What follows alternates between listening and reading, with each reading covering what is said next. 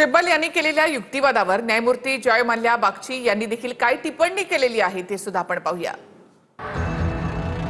निवडणूक आयोगाने जनता दलाच्या वादासंदर्भातील निकालाचा आधार घेतला आहे। त्या निकालात असं नमूद करण्यात आलं होतं की बोम्मई यांनी पक्षाध्यक्षपद सोडलेलं नव्हतं। निवडणूक आयोगाने असाही निष्कर्ष काढला होता की अर्जदार गटानं असा दावा करणं खूप उशिराचं झालंय। हा निकाल आमच्या प्रकरणाला पूर्णपणे लागू होतो, मात्र निवडणूक आयोगानं हाच निकाल आमच्या विरोधात वापरला, असा युक्तिवाद कपिल सिब्बल यांनी केला। तर यावर न्यायाधीश जे बागची म्हणाल्या, आपल्याला हा घटनाक्रम ज्या पद्धतीने पुढे घडत गेला त्याचा विचार करावा लागेल। दरम्यान यानंतर कपिल सिब्बल यांनी म्हटलं की हा निकाल प्रत्यक्षात आमच्या बाजूने आहे, मात्र निवडणूक आयोगानं आम्हाला नोटीस न देता निष्कर्ष काढला, त्याचा फायदा शिंदे गटाला झाला। यावर न्यायाधीश जे बागची म्हणाल्या, ही बाब लोकप्रतिनिधित्व कायद्यानुसार भ्रष्ट आचरणासारखी गंभीर बाब नाही।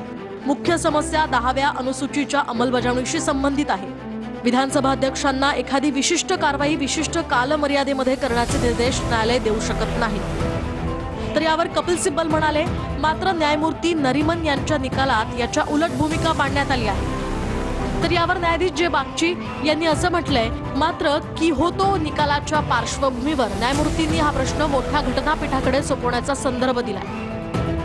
पण यावर कपिल सिब्बल म्हणाले, पण सुभाष देसाई प्रकरणामध्ये हे स्पष्ट करण्यात आलं आहे की विधानसभा अध्यक्ष न्यायाधिकरण म्हणून काम करतात, त्यामुळे हा मुद्दा आता स्पष्ट झालेला आहे।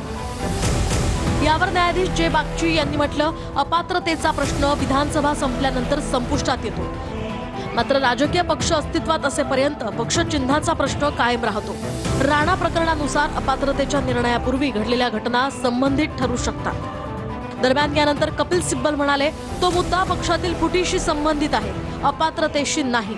कायद्याचे राज्य टिकवून ठेवण्यासाठी आवश्यक कायदा स्पष्ट करण्याची संधी या न्यायालयासमोर आहे। लोकशाहीचं रक्षण करण्याची जबाबदारी केवळ या न्यायालयाचीच आहे। दरम्यान कपिल सिब्बल यांच्या या युक्तिवादानंतर न्यायाधीश जे बागची म्हणाल्या, लोकशाहीचं रक्षण करणं ही सामूहिक जबाबदारी आहे। नाही, निवडणूक आयोगाने शेण खाल्लेलंच आहे आणि त्या शेणाची किंमत सकाळी मी आकडा सांगितला किती 1000 कोटीचा आहे।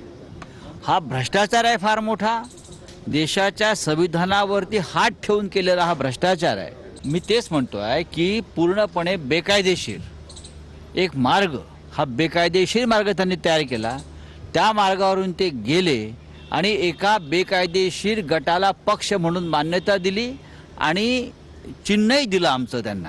निवडणूक आयोगाचा निर्णय हा आधीच ठरला होता, तो निर्णय ठरावा यासाठी फार मोठं षडयंत्र रचलं गेलं आणि निवडणूक ठरल्यावरती हे लोक गुवाहाटीला गेले। निकाल आधी ठरला आणि नंतर हे लोक गुवाहाटीला गेले, हे तुम्हाला मी सांगतो।